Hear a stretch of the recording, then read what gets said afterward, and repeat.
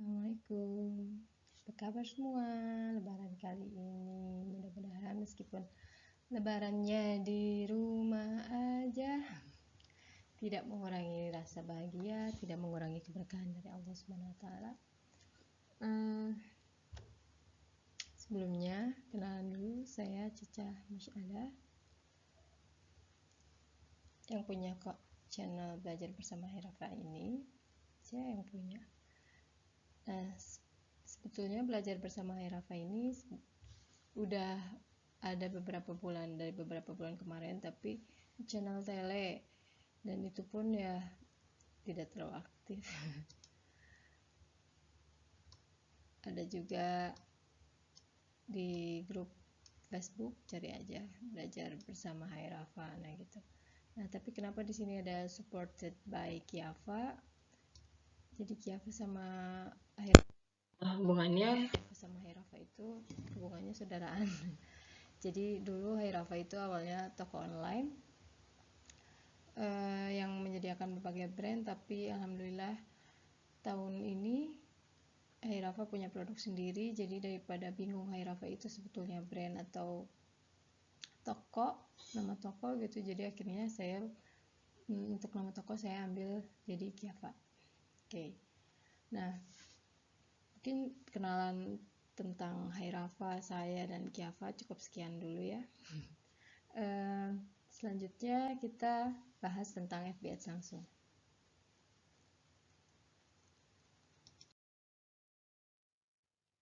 Nah, FB Ads itu apaan sih? Sebetulnya FB Ads itu udah lama banget ya, tapi saya masih banyak ketemu yang FB Ads itu apa sih yang benar-benar, ya anggaplah kita ngomongin dari basic banget ya kali ini. Nah, FB Ads itu apaan sih? FB Ads itu ya seperti yang ditulis di sini, iklan Facebook atau Facebook Ads adalah fitur yang ditawarkan oleh Facebook untuk mempromosikan atau mengiklankan suatu fanpage. Nah, jadi intinya adalah iklan berbayar yang disediakan oleh Facebook gitu. Karena kan sebetulnya untuk beriklan ada yang nggak berbayar kan, ada yang pakai Facebook personal, ada yang pakai apa itu marketplace Facebook gitu. Walaupun sekarang di marketplace Facebook tuh ada juga yang iklan berbayarnya. Nah, ini contoh FB Ads-nya. Ini tampilan lama ya. Ini saya ambil dari materi saya yang lama. Jadi ada iklan itu bisa ditampilkan di banyak tempat.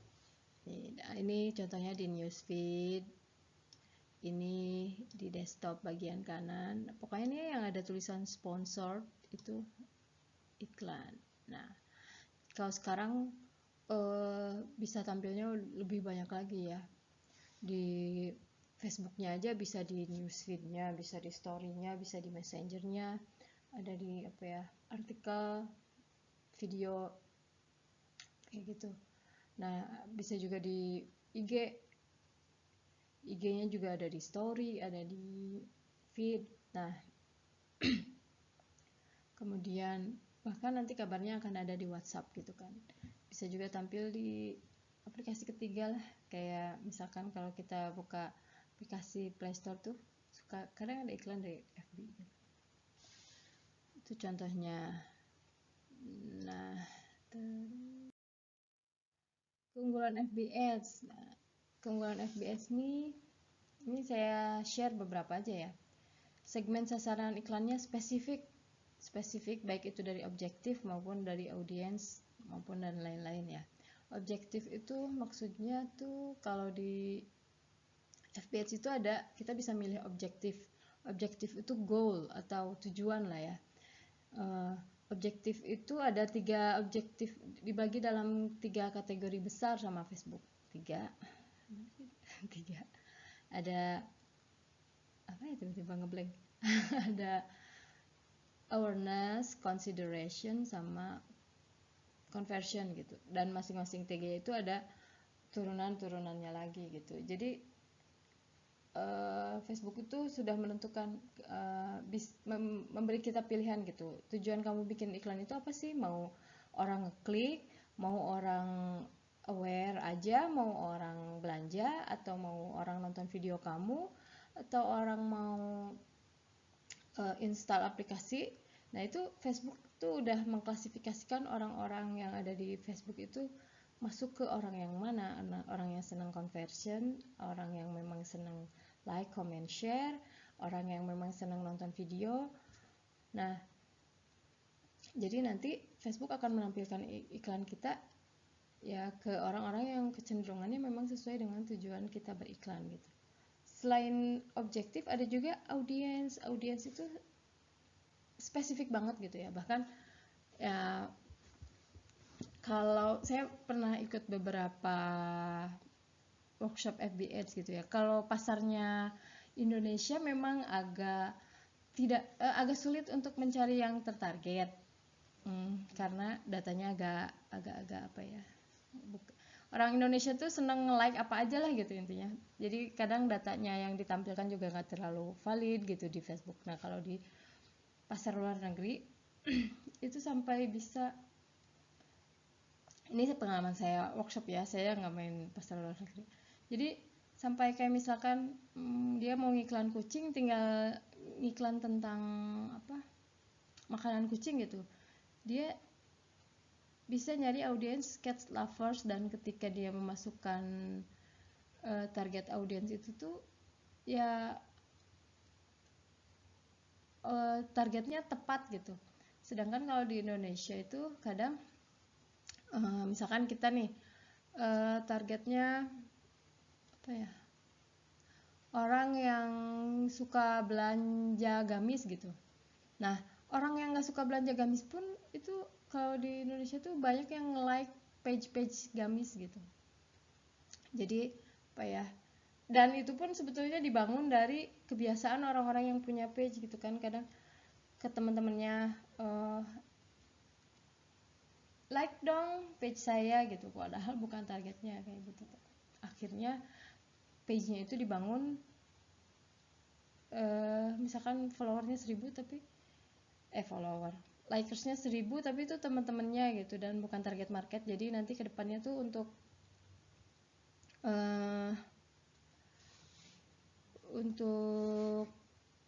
di boost tuh tidak yang susah sih, nggak, cuman tidak segampang kalau memang likersnya udah targeted gitu. Nah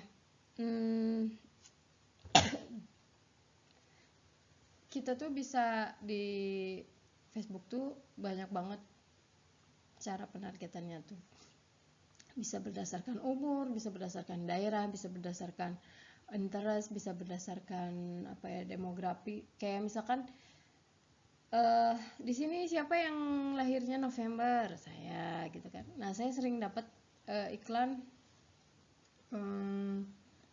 kaos, orang jalan kaos nih, hanya wanita yang lahir di bulan November, wanita yang setia gitu. Atau misalkan wanita paling cantik itu wanita yang lahir di bulan November, kayak gitu kan.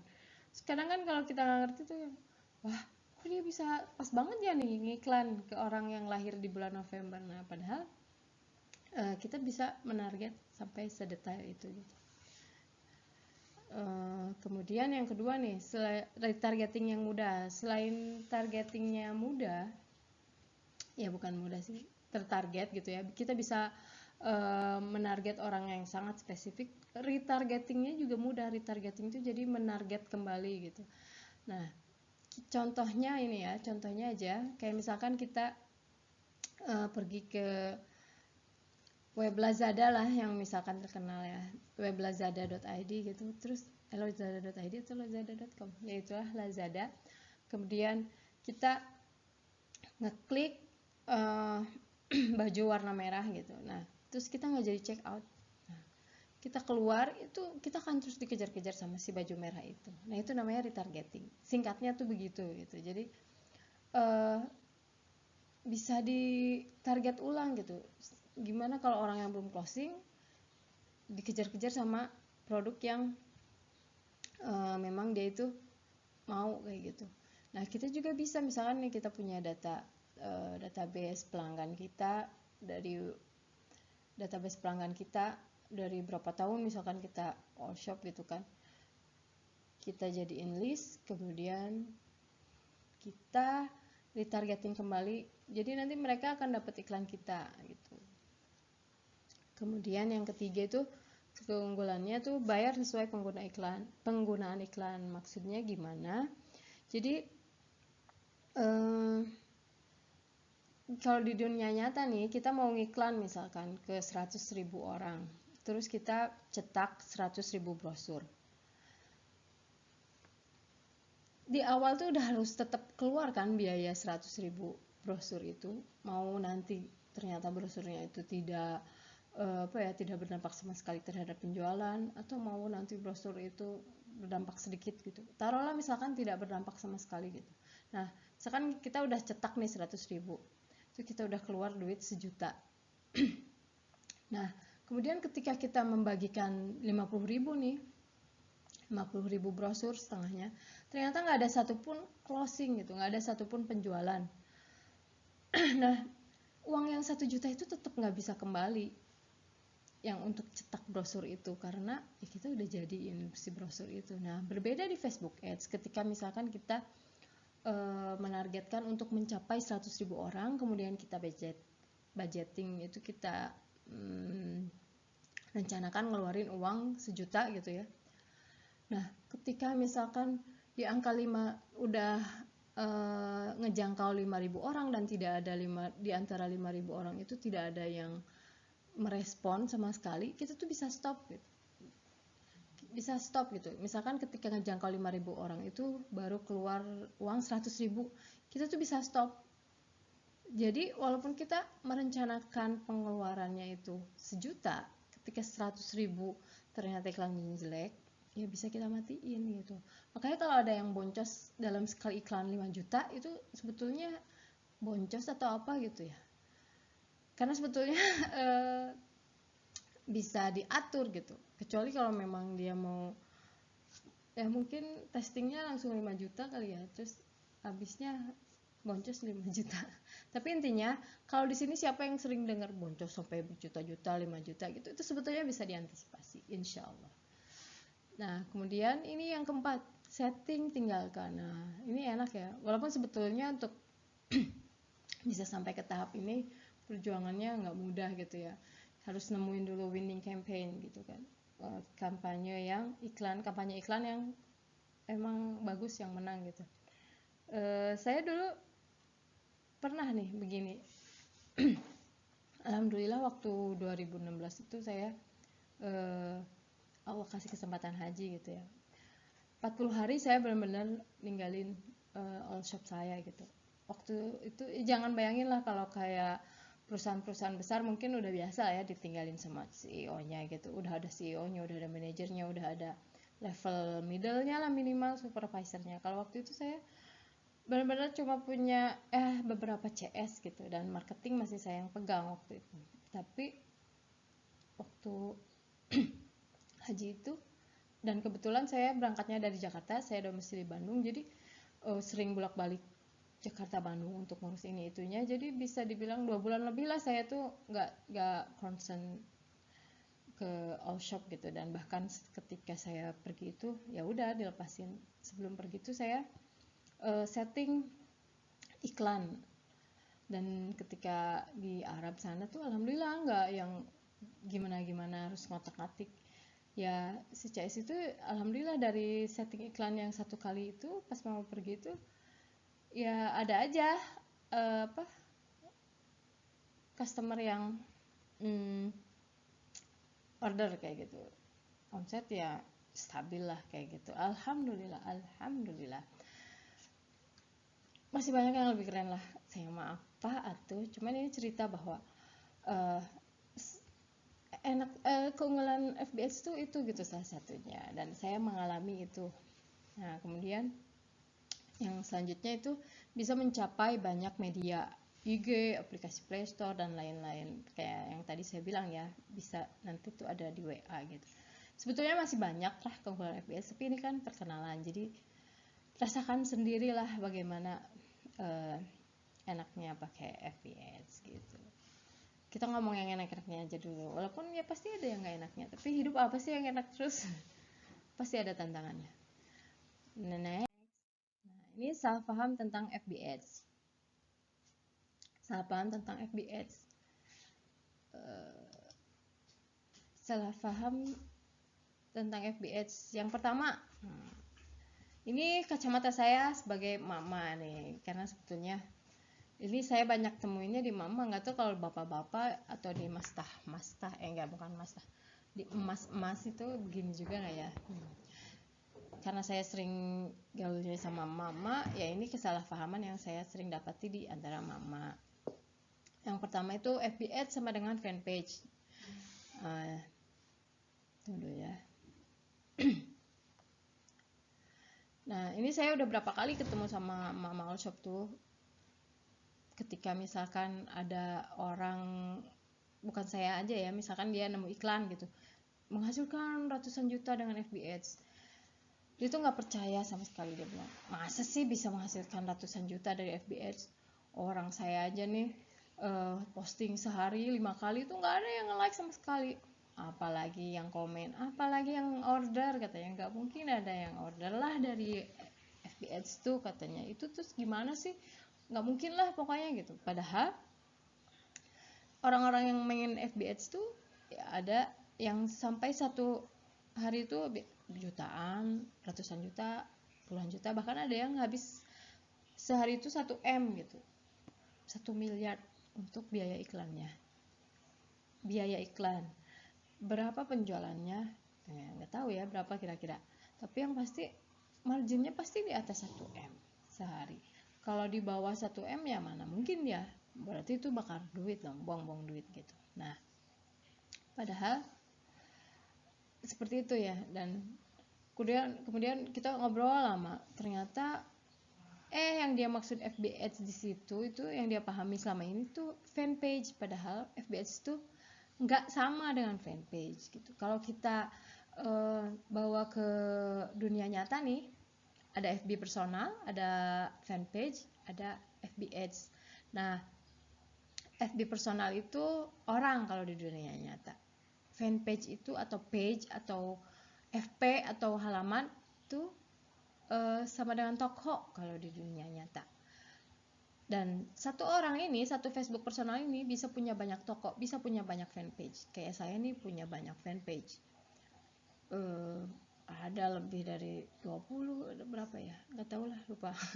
Ada yang kurus, ada yang enggak. Kemudian, nah FB Ads ini fasilitas yang diberikan sama Facebook kepada orang yang punya fanpage. Gitu. Jadi bisa FB Ads kalau punya fanpage, kayak gitu. Ya kalau di dunia nyata misalkan nih saya Cica ada punya toko di mall. Nah, si mall ini ngasih saya keleluasan untuk berpromosi di mall itu dengan syarat saya punya toko di mall itu. Nah, FB juga memberikan kita keleluasan untuk menggunakan FB Ads asalkan kita punya fanpage. Kayak gitu singkatnya ya. Nah, kemudian yang kedua, FB Ads itu banyak penipu gitu. Emang sekarang tuh penipu itu apa ya, mau banget gitu modal pakai FB Ads. Makanya saya greget kalau ketemu orang baik yang nggak mau modal untuk menebarkan kebaikannya kayak gitu. Padahal penipu aja banyak yang pakai FB Ads. Tapi bukan berarti di FB Ads banyak penipu ya. Maksudnya dimanapun akan ada aja penipu itu. Bahkan di marketplace yang pakai rekber itu pun ada aja celah buat tipu tuh. Jadi ya bukannya kita harus takut, tapi kita harus hati-hati kayak gitu. Nah, kemudian yang ketiga, iklan sepi komentar sama dengan iklan gagal. Kadang tuh gitu, itu sepi banget, itu ngiklan kok sepi banget ya komentarnya, habisin duit aja. Padahal balik lagi ke yang tadi saya sebutkan di keunggulan FB Ads tuh ada objektif, ada goal, ada tujuan. Nah, ketika kita misalnya ini garis secara kasarnya aja, ketika kita misalkan ingin banyak komentar, ya kita berarti membangun interaksi. Kita tinggal pilih objektifnya itu page post engagement gitu, interaksi postingan gitu kan. Jadi itu nanti sama Facebook diarahkannya ke orang-orang yang memang senang like, comment, share kayak gitu. Nah, ketika kita misalkan memilih objective conversion itu sama Facebook tuh cenderung ya diarahkannya tuh ke orang-orang yang memang senangnya konversi itu jadi senang belanja, senang ngeklik langsung di belakang layar gitu, nggak yang like, comment, share, nggak nanya harga di situ gitu, tapi memang udah behaviornya itu udah kalau nemu iklan begitu diklik kemudian dia transaksi di web atau di WA kayak gitu. Nah jadi tergantung dari objektifnya apa gitu. Oke, begitu. Kemudian yang keempat, FBS itu mahal. Ini mahal atau enggaknya sebetulnya ya tergantung apa? Tergantung apa ya? Ya relatif lah yang namanya mahal gitu. Kalau kita keluar 100 juta tapi kita dapat 300 juta, mahal nggak? Dibandingin sama kita nggak ngeluarin apa-apa tapi kita ya dapatnya 1 juta gitu. Ya itu silakan dah dikembalikan ke masing-masing gitu. Karena saya sering ketemu ya, kayak misalkan ada orang cerita nih, wah saya udah ngiklan nih 10 juta, terus komennya gini, wah daripada buat ngiklan nih 10 juta mending buat sedekah katanya gitu. Padahal yang ngiklan 10 juta ngasilin 100 juta terus yang disedekahin 50 juta kan lebih asyik ya. Ya alhamdulillah, mudah-mudahan bisa seperti itu kayak gitu. Nah kemudian yang kelima itu banyak yang bilang FB Ads itu susah gitu. Nah saya kan suka sharing gratis maupun berbayar ya dulu gitu, dalam saya nggak apa-apa sharing itu, sharing gratis ataupun berbayar, dan memang seringnya tuh ya mama gitu kan, tuh rata-rata bilangnya kalau pas saya bilang yuk belajar FB Ads gitu udah saya nggak nyampe, otaknya nggak nyampe situ gitu kan. Jadi pada akhirnya saya sering sharing ataupun apa ya, buka kursus online tuh ya IG gitu, karena lebih mudah dipraktekkan memang, tapi sebetulnya jiwa saya tuh jiwa lebih seneng tuh ya lebih sering pakai tuh ya FB Ads gitu, dan saya pengennya tuh nularin ke reseller saya tuh khususnya gitu ya, umumnya pada emak-emak lah atau siapapun yang nonton video ini untuk ayo kita main FB Ads kayak gitu. Tapi ya nggak wajib juga sih, cuman ya saya intinya menyampaikan bahwa FB Ads tuh begini gitu kan. Nah kemudian yang keenam, ini yang saya sering temui, ada yang suka ikut promosi di post FB Ads orang lain gitu. Kalau ada yang sponsor tuh kesannya tuh kayak itu tuh kayak lahan iklan gitu, padahal itu orang bayar untuk ngiklan terus, tapi kita ada yang ngikut jualan juga di postingan itu gitu kan. Sebetulnya saya sering banget lah ketemu sama orang-orang model begini di postingan iklan saya sendiri juga, dan kalau ditanggepin itu capek. Pada akhirnya saya seringnya ya udah hide aja komen-komen dia, atau ada bisa filter, dan kalau misalkan ngeganggu banget ya udah di ban gitu kan. Atau tapi saya pernah waktu itu iseng beberapa kali ya, saya telusurin orang yang komennya gitu kan ke Facebook personalnya. Saya lihat sih oh emang dia jualan online, ada yang memang kelihatan lah baru jualan online, ada yang kayaknya udah biasa banget jualan online di FB personal gitu, tapi tetap ikut jualan di postingan sponsored post orang lain gitu. Padahal nih kalau coba deh misalkan teman-teman jualan mukena Eiffel gitu ya, saya ini karena kejadiannya di mukena Eiffel, jualan mukena Eiffel terus di Facebook personal nih. Nah kemudian ada yang nanya, ada yang komen harganya berapa, terus ada juga orang lain yang jualan mukena Eiffel terus harganya 310.000 sih, di saya juga ada. Itu sopan gak sih? Itu sama aja kayak kalau di toko offline ada toko baju, kemudian kita ikut ke situ terus kita jualan baju di situ gitu. Saya nggak akan apa ya halal haram apa gimana itu, pokoknya silakan dicermati sendiri. Kalau ada yang nonton video ini dan masih melakukan hal itu, please stop karena itu orang bayar iklan dengan harapan ada ya orang yang order gitu. Orang yang iklan juga bukan orang yang buang-buang duit. Ada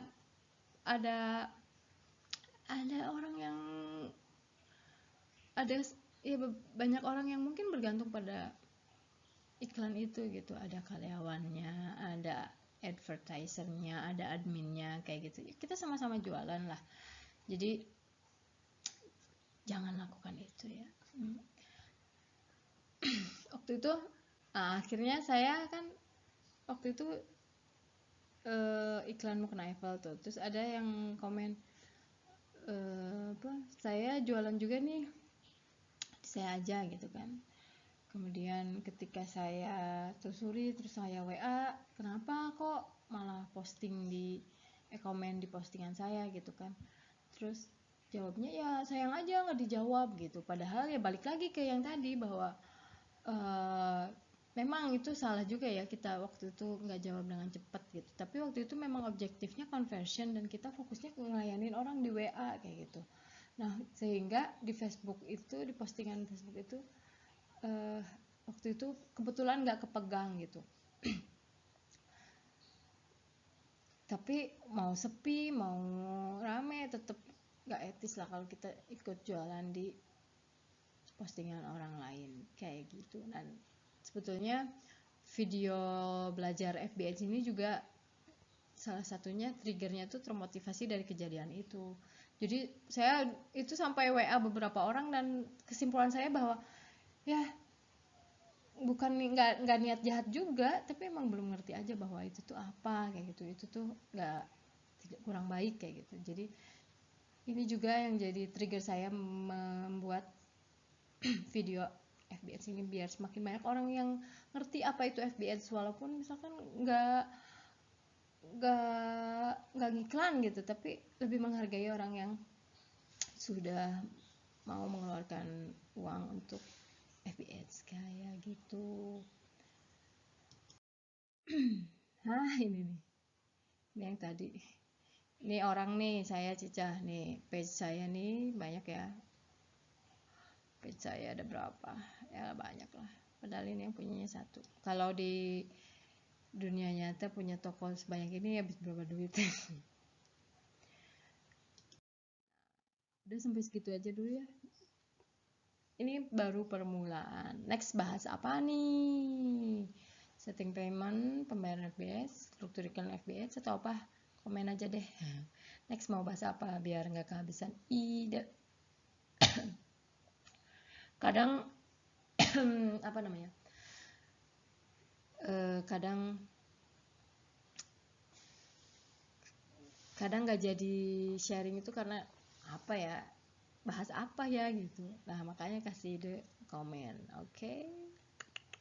Ini sebetulnya kalau ngomong kameranya kemana sih? Oke ya, mudah-mudahan bermanfaat. Maaf banget salah-salah kalau ada salah-salah kata. Ya cuma sharing aja. Mudah-mudahan bermanfaat. Assalamualaikum warahmatullahi wabarakatuh.